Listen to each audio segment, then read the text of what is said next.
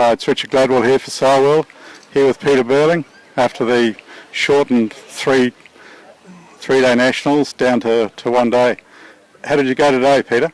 Yeah, pretty good. I got to the first race a little rushed and ended up coming away with the third there, and then in the second race Glennie was fortunate enough to do the wrong course a little bit, so he let me pass for the win in that one, and then the last two I kind of led the whole way around, and so I took the last three wins, but it was a good day's yachting. So you've taken the national title? Yep, took the nationals out in a shortened regatta, but yeah, I was pretty glad for the last few days. I've been pretty busy getting this ship ready to go yachting, and she was feeling pretty good today. We've been watching the boats out there foiling. Can you just sort of talk us through how it works on these? It looks pretty up and down. Yeah, you don't really have that much control, to be honest. I'm running J boards, but it's a standard DNA board. I don't know, kind of like that shape. And you just lean back and pops up, and step forward a bit when it pops up. Sheet it on, and yeah, and then I've got little L's on my rudders. So just these little ones here. I'm sure you can see that from there, but just those little L's there, and I don't have an adjustable rake or anything, but I've just kind of found a position that works, so just leave it at that. And what do you do with your case? My case? Well, the foil's sitting in. So you've got an adjustment on your case, but generally you just set it up for the day and go yachting. It's a bit really fine adjustments make quite a big difference, so you can kind of, yeah, it's a bit hard to do it while you're actually going around the course, but say if you went from 5 knots or something where you were 2 holes in with no lift on the boards to, say what we had today, you'd adjust it a few centimetres, but yeah, like in a day like today I just leave it, you know.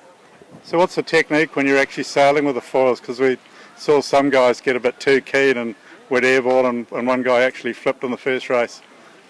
Yeah, I don't know really, to be honest. I haven't been sailing that long and just learned how to keep the thing slightly out of the water with these boards. So yeah, it's just a bit of shifting the body weight around and a bit of main sheet trim, just keeps it all going. So how high are you trying to get the boat out of the water, or are you just trying to really reduce drag? I think it feels pretty nice when it's about 40 centimetres or something out on the leeward hull. Yeah.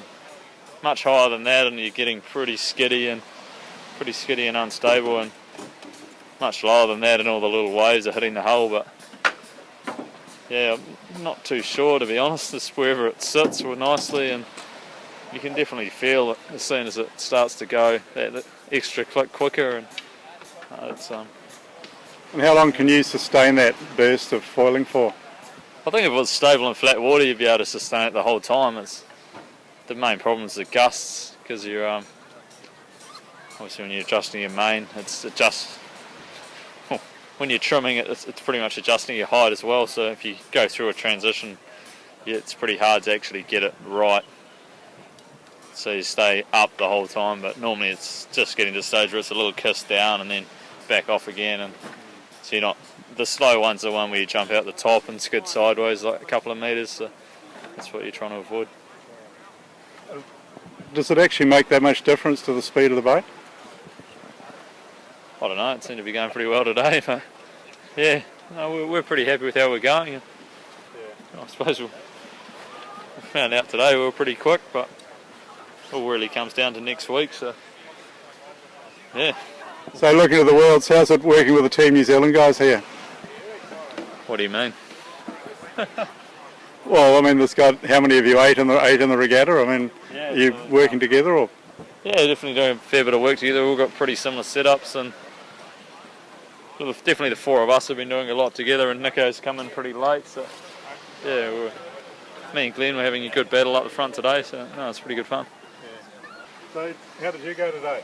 Yeah, look, it was. I got to learn how to count. I did a little bit of an extra lap in the second race, but no, it was great. You know, we had some fantastic yachting, and you know, the boats are going pretty well. We've sort of put a lot of time and effort in, you know, with the boys over the last 2 or 3 weeks, really, with you know, the boat set up and foil setup, and it seems to have so far paid dividends. We sailed in reasonable breeze today, so if it gets a bit lighter, it'll be interesting to see how we go, with the foil configuration that we have. But all in all, it was a fantastic day's yachting, and got 4 races in, and was in a position to sort of mix it up. Pete gave us a good sailing lesson in the last couple, and but that was great. That's sort of what we're all working on to all have our good races, and it was great fun. Is this the first Worlds you've sailed a foiler in?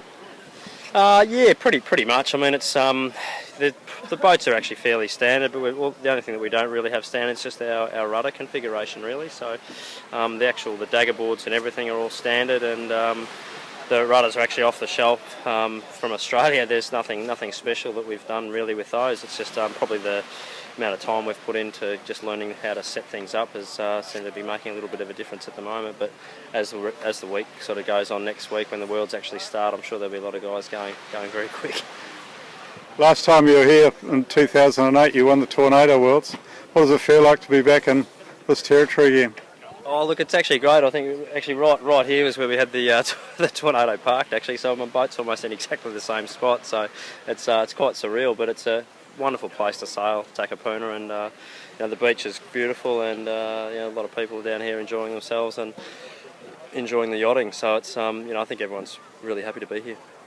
The last couple of days have been blowing pretty hard with a big sea breeze and rough weather. Did you have any usually that brings up a lot of weed into the bay. Did you have any trouble with that on the foils today?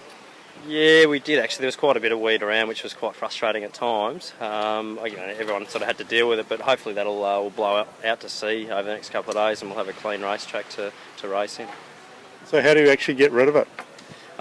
It's a bit of a tricky one. You actually sort of need to fly the hull quite high and actually shake your rudder quite violently to actually flick it out the side off the rudder. So it's quite an annoying part of the yachting, unfortunately. But it generally drops off the dagger board if you fly the hull high. And hopefully, as I said, hopefully the weed will disappear, because it's not much fun. And how's it going with the rest of the Team New Zealand guys on this event?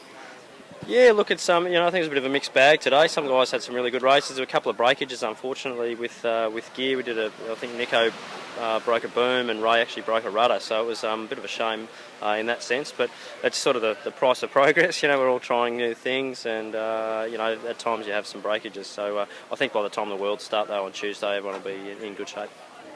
Okay, well, thank you very much.